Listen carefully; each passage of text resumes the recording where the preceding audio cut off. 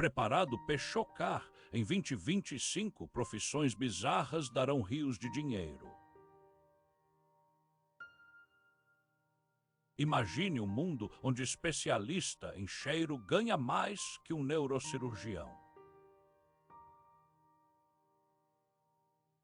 Empresas pagam fortunas para quem avalia cheiros de produtos antes de irem ao mercado. O motivo, um erro no cheiro custa milhões em recal e mancha a reputação da marca. Nossos sentidos são cruciais. O olfato dita nossas escolhas mais do que imaginamos. E você confiaria no seu nariz para ganhar uma fortuna? Emprego futuro do trabalho.